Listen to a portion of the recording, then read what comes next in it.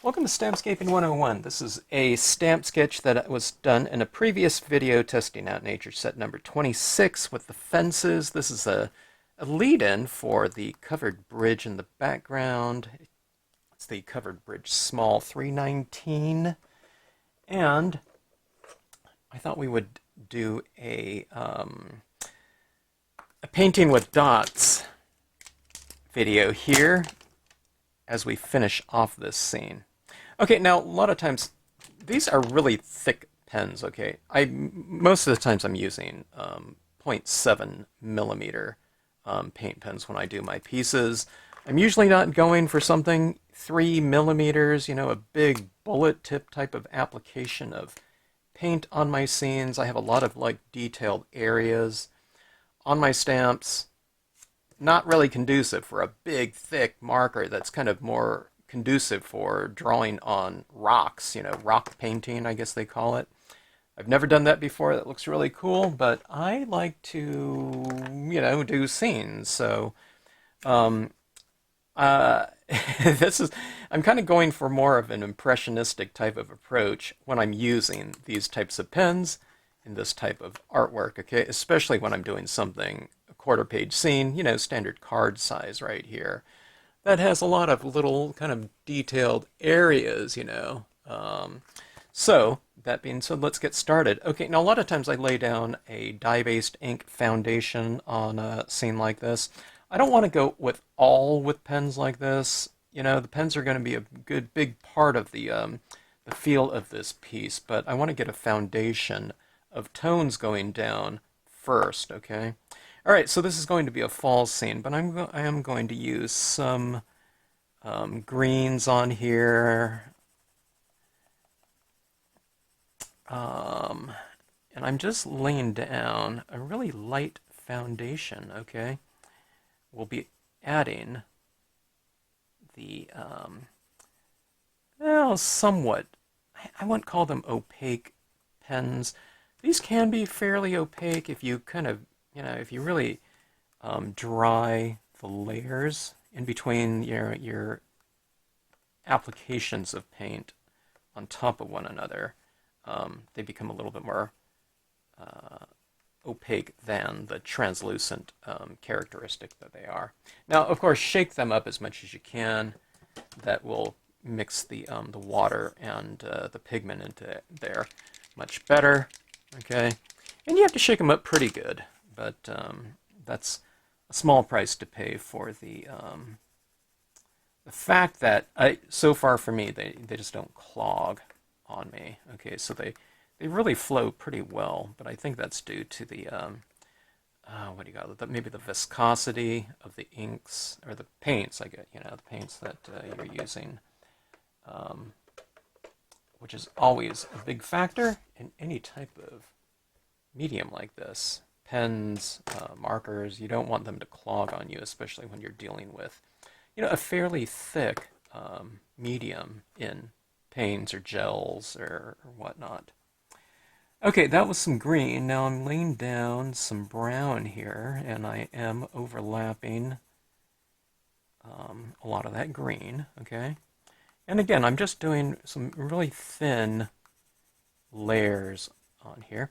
I'm dealing with brown now, so why don't we go into our covered bridge as well. Now, my idea as far as my approach on how I use colored pencils is that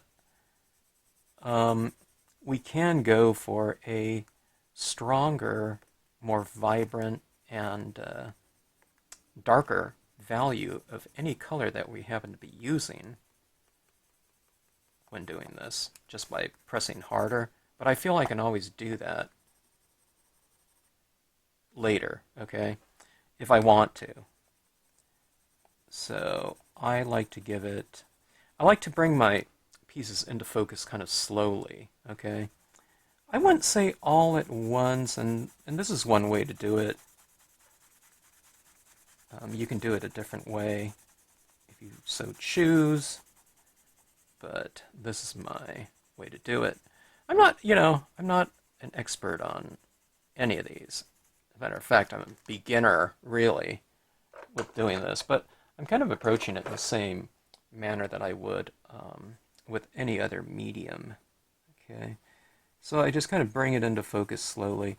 If I was doing something like oil painting, one way to do oil paints, not like a Jackson Pollock or something like that, but you kind of work thin to thick. Okay, so when I'm doing colored pencils, I mean I can go very thin, right, like that, and then you can go very thick, with a thicker application of it.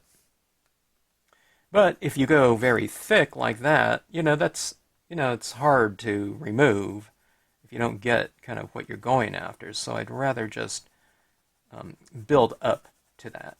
Okay, now one of the things I'm going to do here is I'm going to try to oscillate my lights and darks a little bit. So on a road like this, I usually like to leave my roads a little bit lighter. So I'm leaving it a little bit lighter in here. Now I am being mindful of the fact that I am going to use some paint all over this too, so I don't have to establish everything with the colored pencils first. It's kind of more of a general type of guide for other medium or media to come. Okay, so that being said, let's get into some of these trees, and I'm going to use some autumn tones in there. So here's a bit of orange, and I'm putting it right over the green and the brown. Again, this is kind of a base coat. Now, if I was just to only do this whole scene in colored pencils, I wouldn't have put the green and browns in there probably. Or I might have put a very light layer of it, okay? But I would have gone with more just the straight colors like this. But these other colors like the brown and the green in here, they're kind of providing me a shade. So I have to kind of think about that in terms of my the amount of media that I would apply. Okay, so in other words, when I'm doing this, I'm kind of making areas on here a little bit darker. It's going to be kind of shadows in here because a lot of these colors right here are lighter. So I want to create kind of a darker foundation, then I go with a medium and then lighter on the top so that it looks kind of rounded, and it'll give the forms in here volumes, okay? So you kind of go a little bit darker than you would, when you're working with, slightly opaque media, or translucent to lighter, translucent to opaque media. Okay, that was a bit of a kind of reddish orange here. Let's go into some reds, more oranges like that. This would be a lighter orange like that. So see, I'm kind of working through kind of a value scale within a given range of blended colors, okay? All right, so here comes some red in here. And I'm just laying down a very light application of it. Well, I went a little bit heavier there, but that's okay. Just in general, it's a little bit lighter, okay?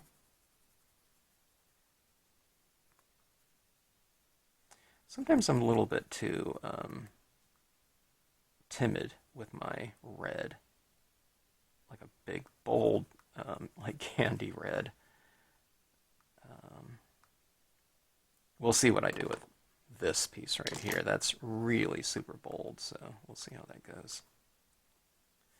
Okay, now, in this type of terrain, like a lot of times bushes, in the fall, they're turning colors too in that type of environment. So I bring some of this red right into here. You can bring some into the meadow. It might be kind of ground cover.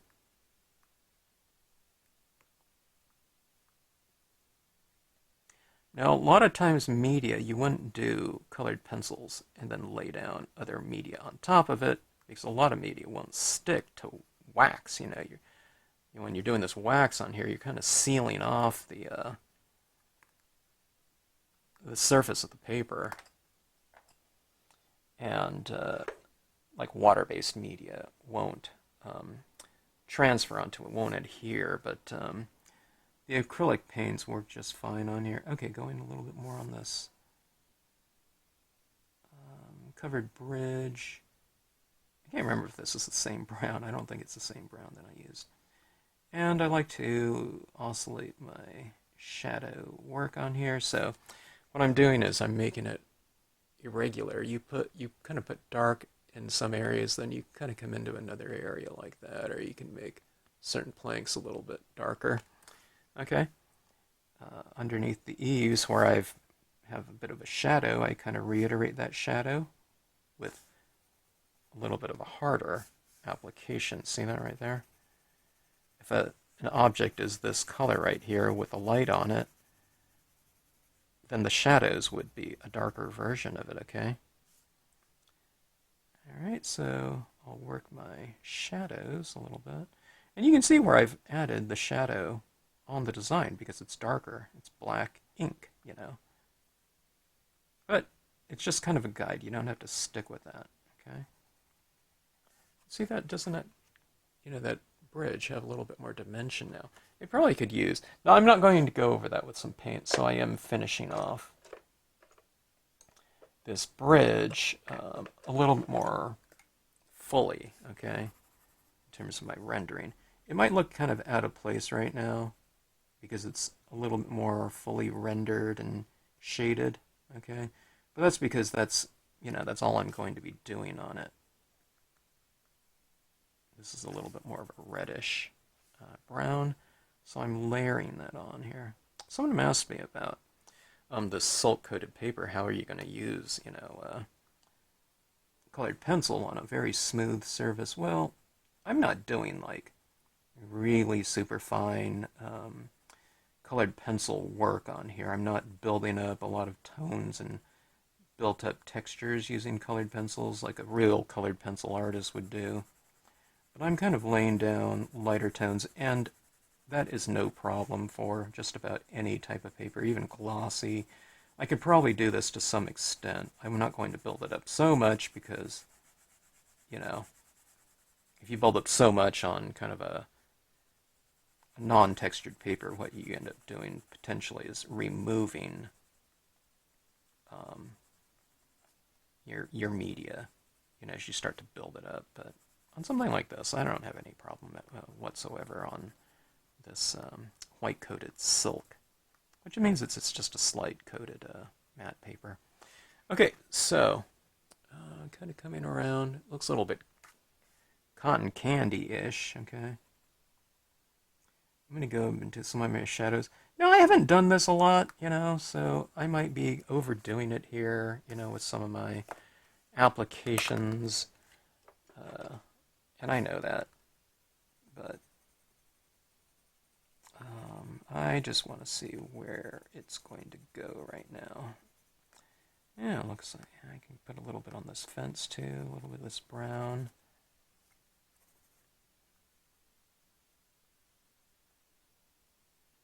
I'll put a little bit of like a shadow on my roof. I don't know where exactly the shadow would be, but as long as it has some shadow or variation, I think it looks good.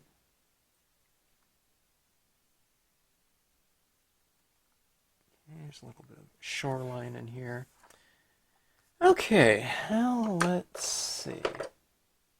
I'm looking at my trees. I'm just wondering if I should go... let me see if I use some of this orange in here. I think I used the red. Yeah, let's go with some of this orange and really kind of get a little bit bolder with my application of it. Kind of the more resolved you take your area up here with what is going to end up being a foundation color. I don't know how much of these colored pencils we'll see, but the more you do with something like this, it gives you a lot more of a head start in the finishing off of the eventual kind of dominant medium. So I wouldn't rush through this, if I were you. I would take your time and really kind of develop it. The reason being is the more you have this resolved, the less kind of problem solving you have to do with it. Like, how much more, orange should I use on here or something, with the pen work. Okay, now I'm saying that because once you start laying down, all these paints on here, I don't think I could draw over the paint with the colored pencils. So, that the paint pens are going to be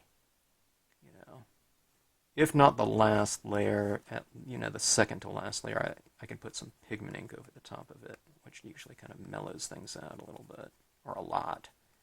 And I like using that a lot. Okay, so this is kind of a yellow-orange color. And you notice how I'm bringing some of this down into my path down here. It just brings continuity between this background and foreground by having a common color. You can bring it into your, your grassy area as well, like that. Okay, but just overall, this piece, as far as a colored pencil piece, I don't think it looks very good.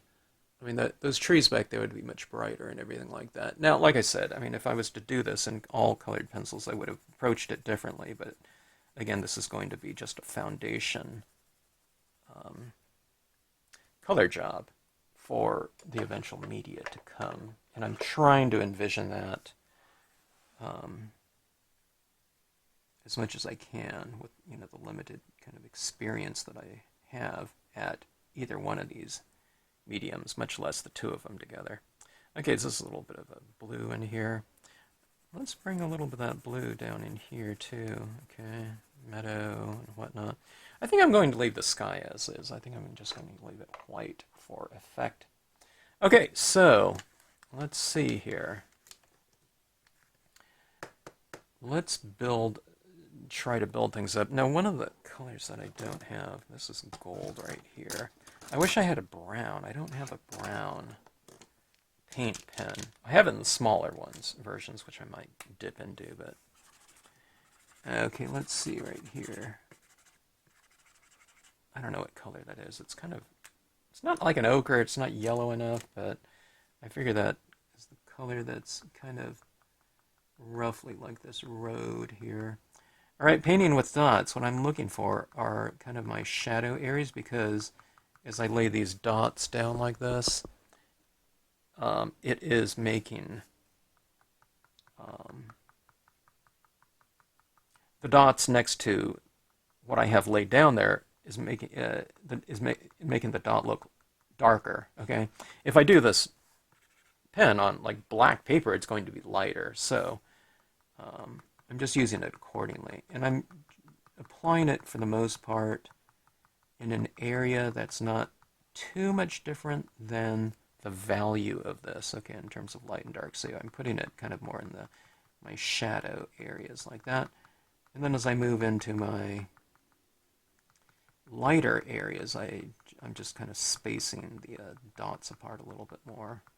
Okay. If you're doing pen and ink work, they'd call this stippling. If you're doing it on something like this, they might call it something like pointillism. Okay.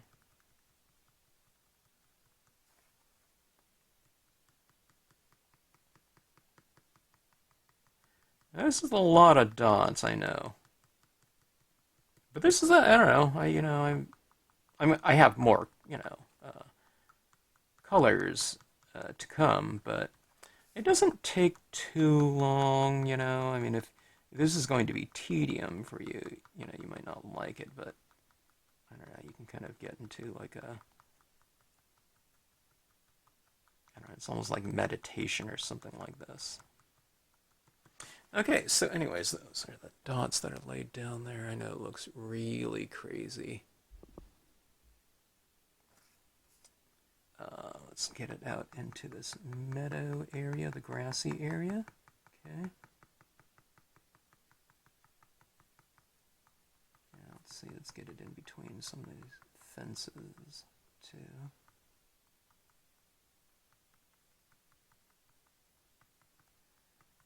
Okay.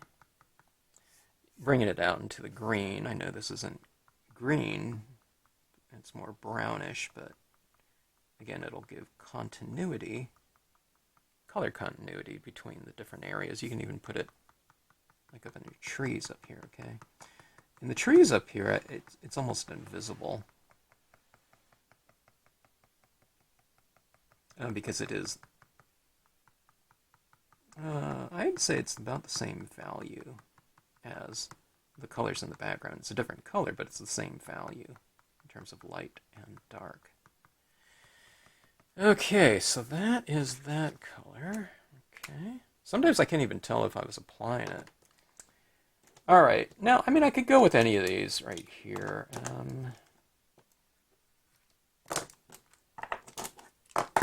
Not sure which ones to do. Let's do green here. Boy, that's a really dark green. Yeah, I wish I had more different values of all the colors that I'm working with. But we don't. So I'm just going with what I have.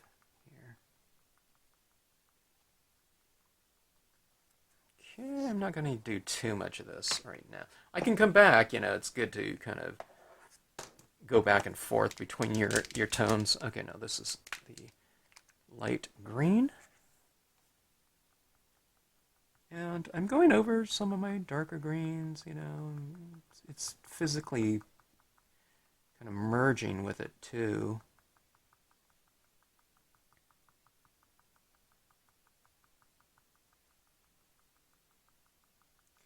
I think the artist was Seurat, A Walk in the Park.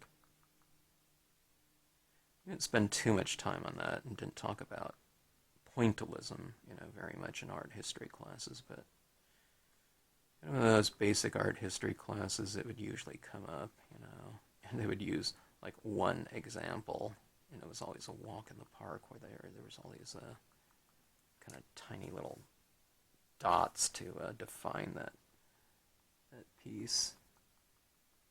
Okay, it's kind of, I start losing some of my forms a little bit, like the edge of the road, because this is a lot of paint, that I'm kind of laying down, and it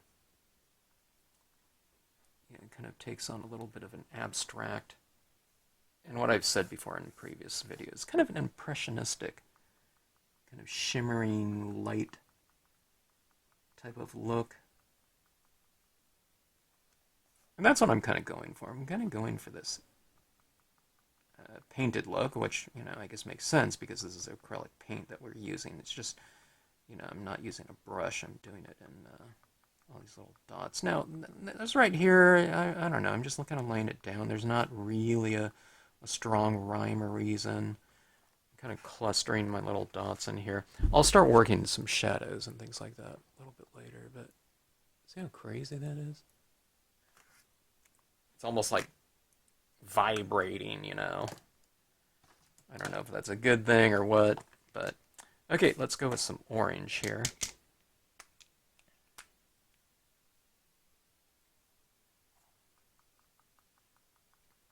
Let's really do a lot of the orange. We'll want to have this orange as a fairly dominant hue within the piece.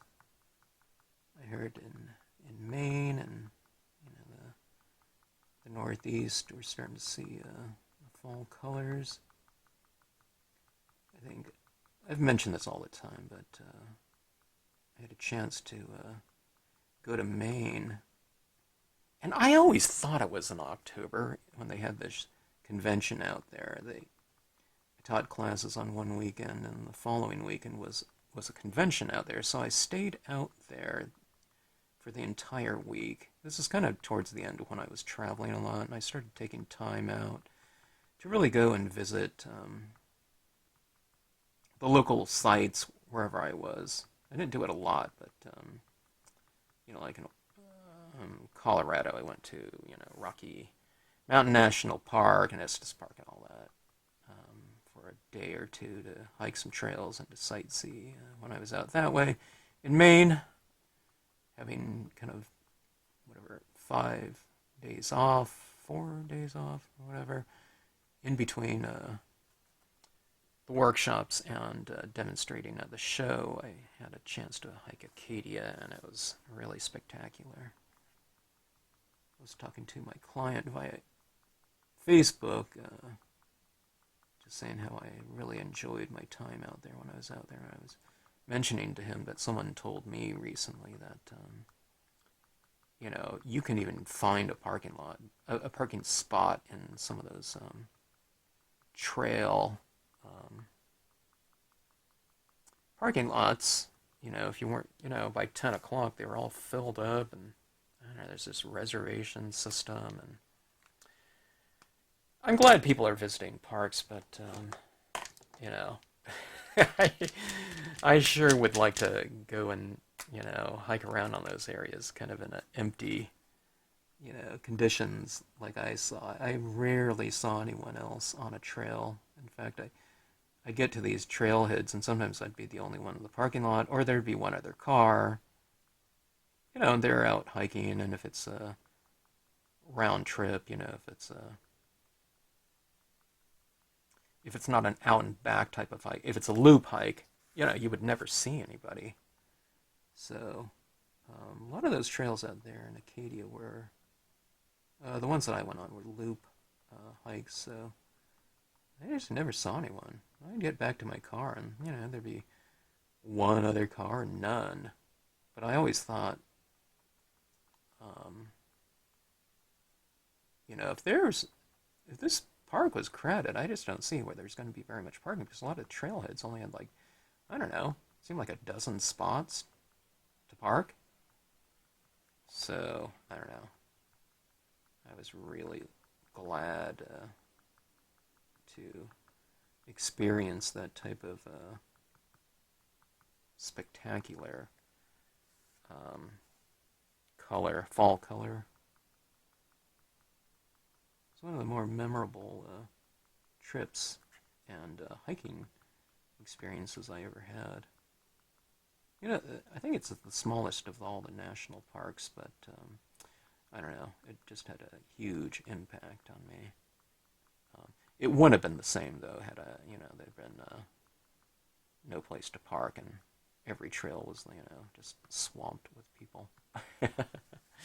Okay, so anyways, adding that in, and it still looks crazy. Okay, where these start to come together for me is when I went kind of light and then I go dark and then I go back to light again, and then I just kind of add a bunch of white pigment ink all over it, and I don't know, it just kind of, it brings everything together for me whenever I add that white pigment ink in there. Okay, let's see. Here is kind of a dull yellow. It's a light yellow, but it's dull because it has a lot of white in it or something. Okay, it's a little bit of a reddish tinge to, slight red to it, but okay. Now here's where I start looking for little highlighting opportunities. Okay, so it's kind of on the top tufts, you know, these areas of the tree. Okay.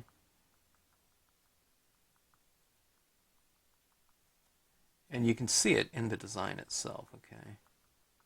There are lighter areas and there are darker areas. I have light and shade within the designs. Now, if you get a little bit of a white dot in the shade, it's not kind of the end of the world. It's just kind of a general guide for us, okay? So anyways, see that right in there? So we're starting to see some forms start to develop, okay? So watch this right in here. I'll put some little highlights like on top there, and then I'll put some down here. So it kind of makes that area in there seem a little bit more dimensional like that. Okay, so here's some more here, here's some more down here. So in other words, it's not throughout this whole area. There's some here, here, and here. So it's like, you know, my fingers right here, if there was lighting, like, well, there's shadow right here, but, you know, there's three areas being kind of defined, you know, by light, then shadow, light, shadow, light, shadow, okay? And that's what you're doing right here, so you're just kind of doing that throughout your trees, light, shadow, like that. All right. Let's see, let's get some of this down in the road too. Who knows? Maybe there's leaves on the road. But it can also just be lighting. It doesn't have to represent. It could represent whatever you want. And this is where this kind of pointillism type of thing starts to, I don't know, it starts to look a little bit better. It's when you start to incorporate, a lot more of these different colors in layers in whatever region or object you're working. Now, see, I'm not going into my covered bridge because it's just, I don't know, maybe if I had a color that was real similar to it, I might, but for the most part, I'm just leaving that as is. These just are not, something that's very conducive for that application. Okay, here's a really bright yellow. It's like canary yellow.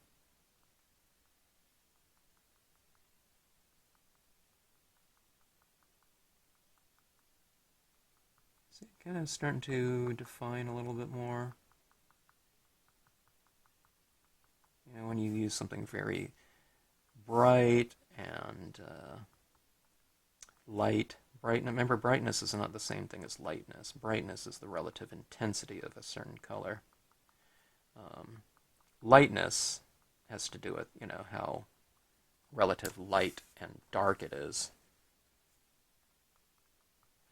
So, that yellow really stands out because it's both light and bright. It's, it's like very vivid as opposed to this one right here, which has white added to it. So it's, it's much more kind of dull.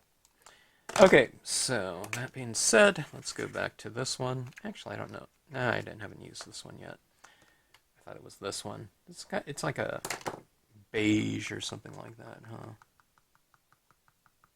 Beige. The notion of beige doesn't exactly inspire kind of a creative type of notion, I know, but it's kind of a good neutral tone, and you don't want everything to be a color that's kind of competing for, attention within a given space. So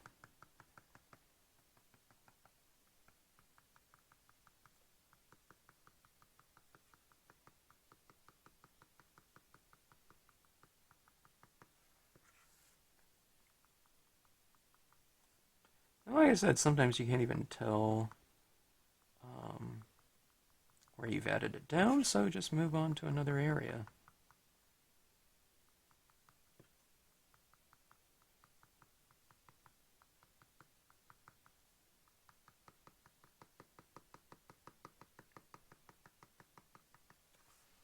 All right. I want more orange up here for my fall foliage. So let's just add another layer of this. So you can keep adding more and more layers. Potentially, maybe it becomes much richer as a result. Potentially, maybe it becomes more muddy. I don't know.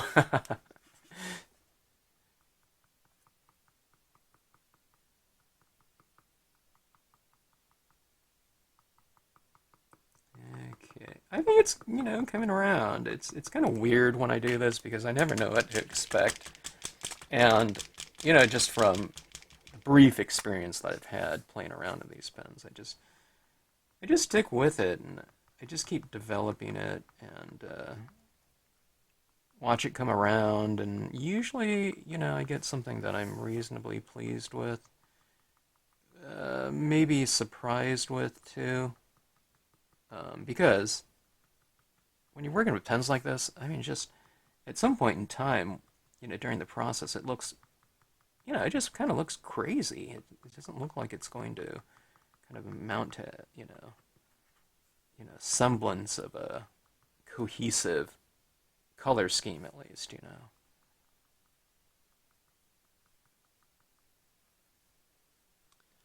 But that is really busy. Let's see.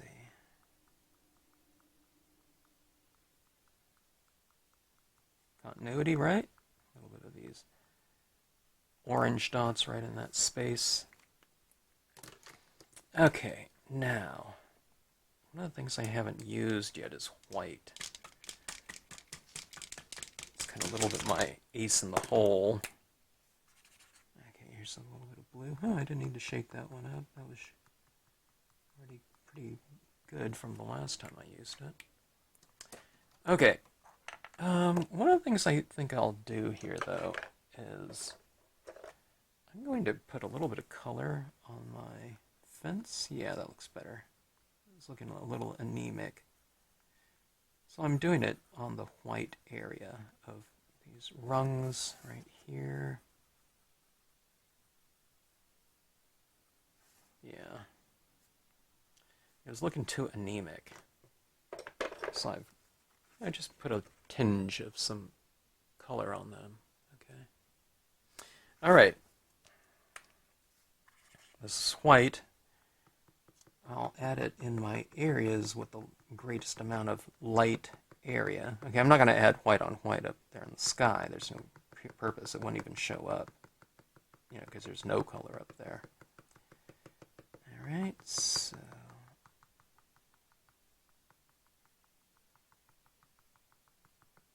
okay, I'll add a little bit in my water.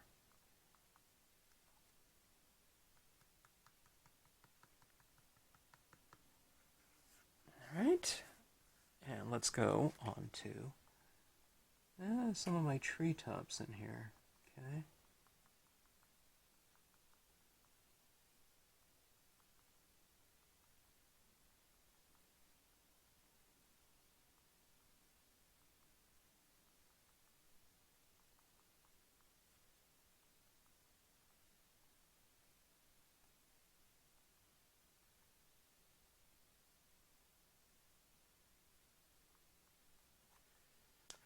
So it makes those treetops seem a little bit more dimensional in a way, because I've, you know, put it on the top surfaces of some of those things. And you're saying, hey, I can't even see my top surfaces anymore.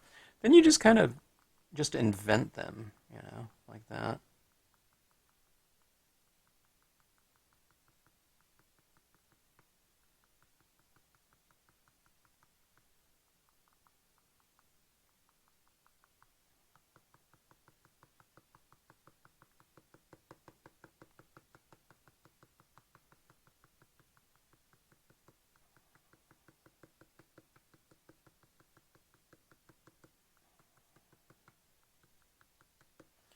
Okay. Man, that is some crazy looking stuff as far as coloring goes. All right. See that? It's like a menagerie of dots, or like it's like colored little molecules or something like that kind of moving around on there. I'm going to try something. I don't know if this is going to make a difference at all, but I'm going to use my 0.7.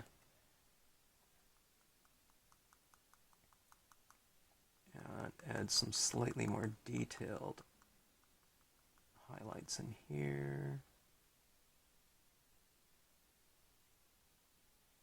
There's a little fence in the background, and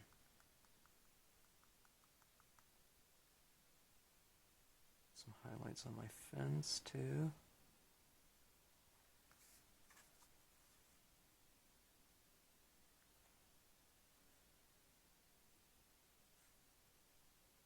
So I colored it, and then I'm highlighting it, so it's kind of making it look a little bit more dimensional. I'll show you right here. I'm going to test something out. I don't know if it's going to work, but I'm looking at my fences, and I like to cast some shadows down here. Let's heat set this.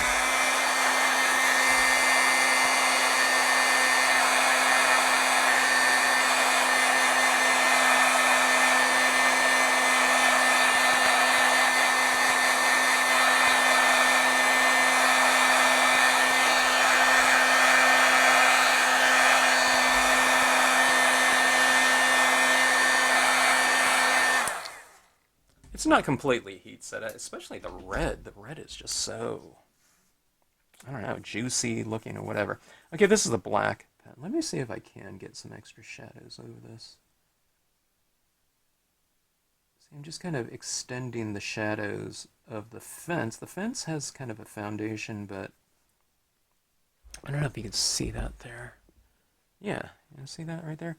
See, I'm just kind of extending this out with a very light kind of gray tinge. And it seems to be going over the acrylic paint just fine. I'm just going like that. Okay, so it's not real dark. Okay, but it just kind of plants the fence into the scene. Don't you think it gives it more stability like that by having that shadow down there? Let's be a little bit more gutsy. Let's go a little bit darker like this, okay? See that how it sets the fence down into the surface? I think quite a bit more. Let's give the covered bridge a little bit more shadow up there. See how that kind of anchors it into the scene a little bit more, huh? Like that. Doesn't that shadow work really well?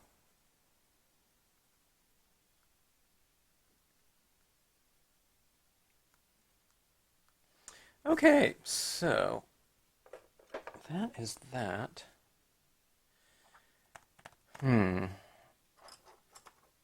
taking a look and trying to make an assessment if there's any other types of things that I want to do on there, but I think it's time for some kind of great problem solving with a piece of cotton ball and my Brilliance ink. I'd use the Brilliance. I don't know. You can try like a like a Hero Arts unicorn or something like that. But the Brilliance, it just dries on other things really well. I think a regular pigment ink will work okay on here too, but I'm not exactly sure. It's an oil-based ink, applying it, excuse me, over acrylic, so I'm not really quite sure, but I know you can test it.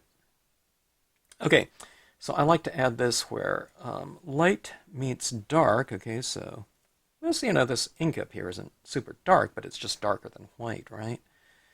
So I'm adding this in right over the top edge, like that. See that right there? See how that looks a lot different than over here? Oh, yeah. I need to be careful around some of that red ink. It's still really juicy. Because if I go like this, I don't want to tap out a bunch of red dots out in this area. So, okay, so let me wait for that to dry a little bit. But let's bring some of this white ink into this piece right here. See how busy it is in here? It's super, super busy. So this just has a way of mellowing out certain areas, or wherever you put it, okay? And it doesn't really matter too much where you put it. Okay, now see over here, I'm going to put a little bit of this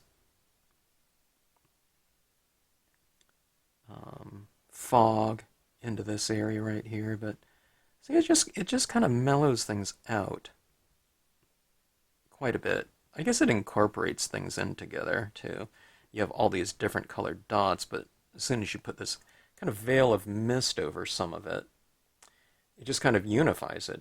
It's kind of muting some of it too, but I think in a good way. Okay, so I'm going to oscillate it. See, I'm putting some right here. I'll leave, some of this fence as is, so that it looks like kind of a low-lying fog. We have our fence on the left-hand side, and then I will put some of that in here. I'm kind of focusing it right in here, but then I kind of move it around a little bit. That's the thing, is to create your transitions, okay? Now this area right in here, where there's not a lot going on, it's just so busy. So what you do is you just take some of this and you just kind of go over that whole area. And this plus this area right down here is a light area, right? So we can go into it with a lot of light, and it's not going to affect it too much, but it just kind of mellows the whole area out just a touch. Or just a touch, or I mean, sometimes it could be quite a bit, if it's too busy. All right, so see that right there? All right, now let me test out some of that red, if that's... Okay, maybe that red isn't wet. I thought it was red. It's just super shiny. Okay, I was wondering why I wasn't getting taps of red everywhere. I don't know. It's so shiny looking. I don't really trust it. It looks okay.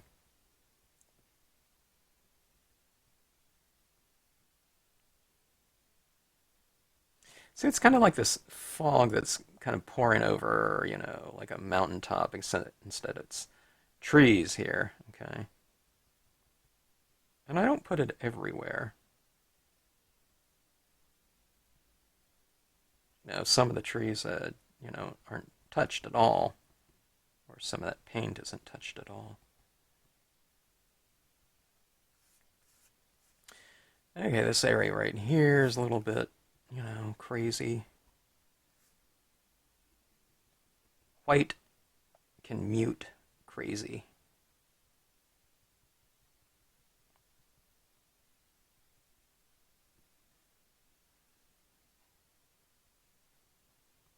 If you like it in some area and you want to, punch that effect a little bit more, then add more. But kind of don't, I wouldn't add it just suddenly, don't like with a big, super thick application of, pigment ink. I just kind of, work it in layers. Sometimes you can't, the thing about this is you can't really see what you're applying very definitively. See, it's like a really subtle change up here. Then you add more and more, then, it becomes lighter and lighter. Okay? But don't, if you're working with the right amount of ink, you won't get this big, bold, like, boom, okay, it's done in one tap or something like that. You kind of have to tap it around a little bit like that. But that's what you want because that means you have a lot of control over how much you're applying. So the big thing is, a lot of times in any of these types of techniques where we're taking it a little bit at a time, people will go like that, or they'll do like a mark, and it's like I can't see it. Then they want to go bold like that. And then they got this big, huge, kind of application of media that, might be a little bit too much. And then we have to remedy it by kind of blending it in a lot more. It's always better to just kind of build it up slowly and gradually, through the use of repetition. And we're not talking, a million times or anything like that. It might take 10 taps or something like that. But then you get an area that's just, it's exactly what you want. It's easier when you work slower, okay? I don't know, maybe that's not the exact word, but when you're a little bit more methodical, maybe, and controlled. Okay, so adding some of this down like that. Hopefully this is kind of lending itself to a kind of an environment in which, you feel kind of inclined to explore like that, That's what you want when you're doing kind of a scene, is you want someone that gets the feeling when they're looking at it, they want to enter that piece, and it's very inviting to them from a visual standpoint, and not only that, from an emotional standpoint. Okay, I'm going to add to this a little bit here. We fogged things out. Okay, we have a lot of crisp little applications of paint. They're like a little crisp dot. Okay. And then we fog things out, kind of, so it diffuses things, so it's a little bit less defined, right in here, wherever, okay? So I like to add something like this in these areas because it kind of finishes things off with a nice crisp application. So in some ways we've kind of sandwiched kind of an element of softness between a crisp element. So there's the fence little bit of fog, and then these reeds like that. Plus it kind of pushes the depth of field a little bit too, but I don't know, let's take a look at this. This painting with dots. See those right in there? It is pretty crazy, isn't it? Now look at that down the road. But when you look at this at arm's distance like that, I don't think it looks too crazy. You know, when you hold things out like that, you know, I think it just reads as, I don't know, the impressions just we're looking to try to paint light, right? So having these little kind of shimmering little elements like that, I think work pretty well. And you wouldn't think that that covered bridge done in a completely different technique would merge, would harmonize with that, but I think it harmonizes just fine. And kind of running some of this white pigment ink in those areas, these two completely different media approaches, I think that kind of unifies things too, to some degree. Okay, so anyways, I hope you enjoyed the scene and the painting with dots technique. I'd encourage you to try it. It's really fun. I wouldn't say that it's so fun in the first 2 or 3 applications of paint, but when you start getting into those kind of highlight areas, and when things are a little bit more full, and it kind of starts coming together like that, and then especially for me when I add that white paint in there, it really, I don't know, it has a unique look to it, and it's just, I don't know, it's just one of those things that's fun to see develop. It doesn't develop right from the get-go like, oh my gosh, I can totally see how this is going to look. There's a lot of uncertainty with it along the way. But if you kind of, you know, get into that spirit of things and you see it as more of like a process, like a journey of, you know, I don't know, whatever, mystery and whatnot, from a visual standpoint in your own crafting process, it really is fun. I never know how they're going to come out just because I haven't done too many of these before. I've done things in this fall kind of foliage before. I need to try some different types of subject matter, but I don't know. Always interesting to see. Okay, so with these fences right here, one of the things I mentioned on this is kind of this design ends right here, but adding these fences like that, kind of flanking the road, it creates this whole other kind of extension to our roads. And I imagine you can do it as, you know, big as you want. You know, it could be a big, you know, a much longer piece, and that would be interesting, or wider, and we can use more of these sides of the fences there. So, okay, so anyways, thanks again for watching. Drop me a note in the comment section if you feel so inclined. Hit the like button, please. And if you feel so inclined, you can subscribe to the channel if you like what you see. Okay, until the next video.